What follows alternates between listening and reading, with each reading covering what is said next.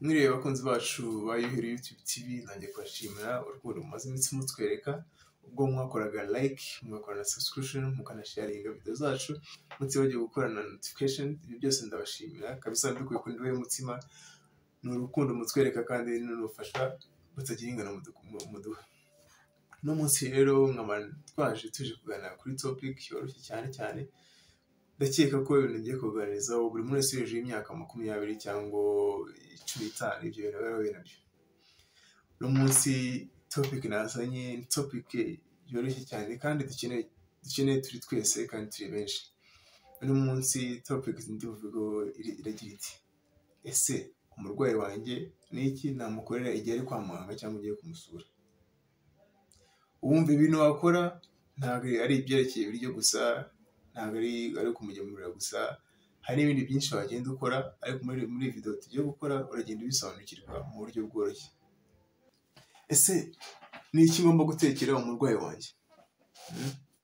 Nawe urabyibaza cyane mw'ababyeyi mwene mukunda guteka, ngomba kumenya ese ni iki ngomba gutekera umuntu wanjye urwaye, cyangwa ni iki ngomba kugemurira nawe mugabo cyangwa umusore, ni iki ngomba kugaburira umurwayi?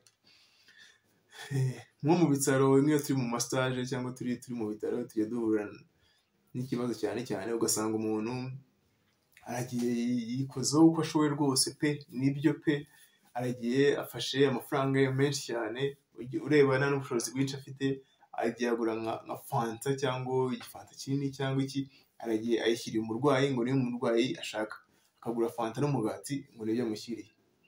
Yego nibyo pe, ni byiza, yego ni byiza kabisa, biraryoha, biba bimeze neza, ariko umurwayi umubiri we ntabwo ari byo ubikeneye.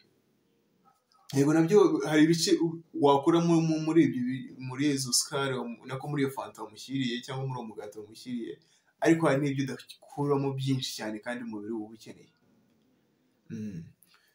Ni ibintu ngiye kubabwira aha ngaha, ni ibintu byoroshye cyane kandi bitasaba n'amafaranga menshi cyane kugira ngo umugemurire. Icya mbere nabanza kubaza, se umurwayi bameze ati? Umurwayi abasha kurya?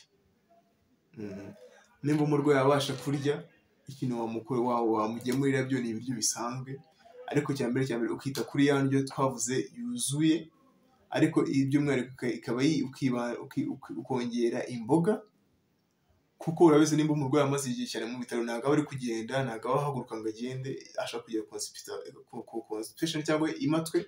Icyo gihe ikintu ukora wagakwiye kongera imboga, ariko ukita no ku bindi bice byose twagiye tuvuga, harimo amagi, harimo amata, harimo injanga, harimo bya bice byose twagiye tuvuga hejuru, ukamuha indyo yuzuye. Mu by'ukuri iyo uyimuhaye bimufasha gukira vuba. Ikintu mugomba kumenya mwese ni uko kwa muganga imitsi ntabwo ari kuvura gusa. Imitsi ntabwo ari ivura gusa, ko iyo unyweye n'imitsi gusa, ukanga kunywa, ukanga kurya no kurya, byagutera ibindi bibazo byinshi cyane. Ikintu kwa muganga baguha imitsi, ariko imitsi ntabwo ari igufasha yonyine, imiti igomba ugomba kwifasha nawe kugira ngo ukire vuba. Ukabifasha ute? Ugomba kubikora, cyangwa ugomba gufasha muganga urya indyo yuzuye kugira ngo ukire vuba, ugende ufite imbaraga. Rero ni ukuvuga ngo nimba umurwayi wawe arya, ni ikintu kigomba kwitaho, ugomba kwita ku ndyo yuzuye. Si ukuvuga ngo ugende uramutekera agafiriti k'igitoki gusa ngo niko yagutumye. Yego nimba yagutumye urabimushyira, ariko ni wowe umugaburira cyangwa ni wowe umwegera, uramubwira ati se twagejeje n'ibi ngibi, arabirya kandi agakira vuba, mukava mu bitaro vuba, mugakira vuba. Kuko iyo uri kwa muganga igihe kirekire, utakaza amafaranga, utakaza akazi wari gukora karapfa, cyangwa no kwirirwa ugemurira umuntu nabyo yego ni byiza, ariko uri kwica akandi kazi. Ni byiza byo kumugaburira indyo yuzuye ifite imbaraga, izafasha imitsi kugira ngo akire vuba.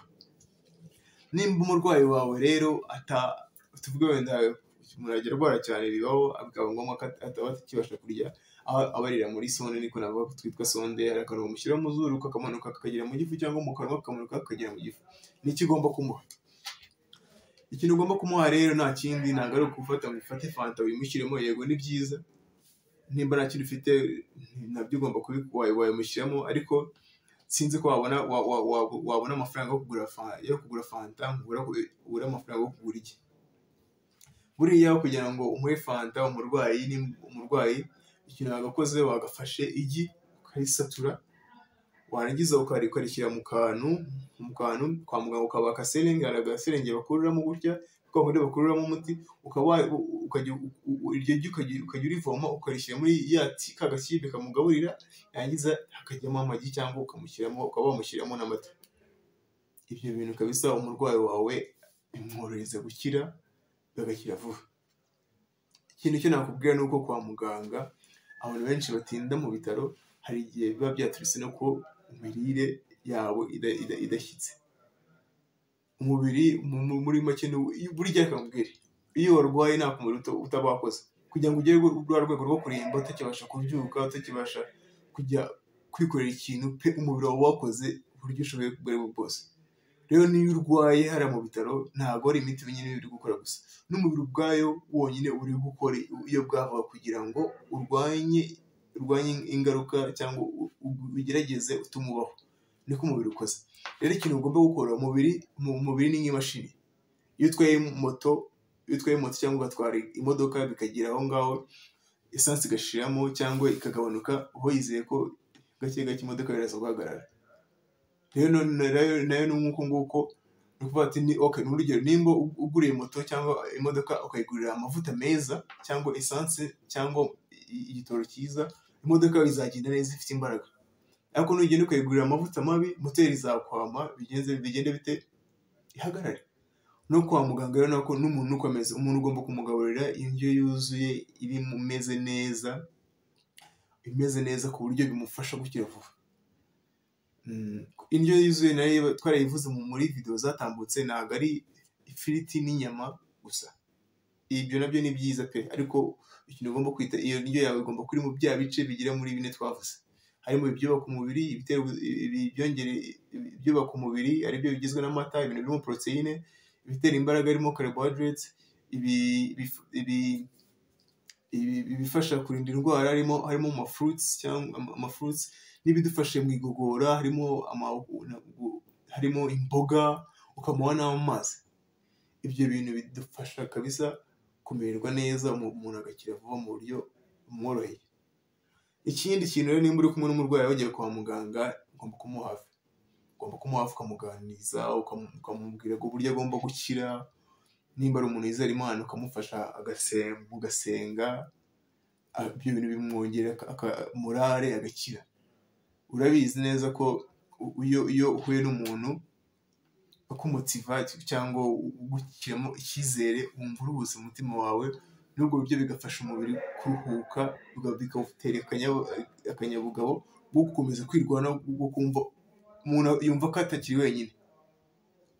Muri video Mugenzi wanjye yakoze kuri iyi channel, yigeze kuvuga ku kintu cya depression, bavuga n'ikintu cya stress, uburyo stress ishobora gutera ingaruka nyinshi mu mubiri. Rero niyo umuntu rero arwaye cyane indwara zidakira cyangwa zigoranye, umubiri we uri muri stress, noneho byakwiyongeraho abarwaye indwara idakira, n'urugero akaba afite na depression.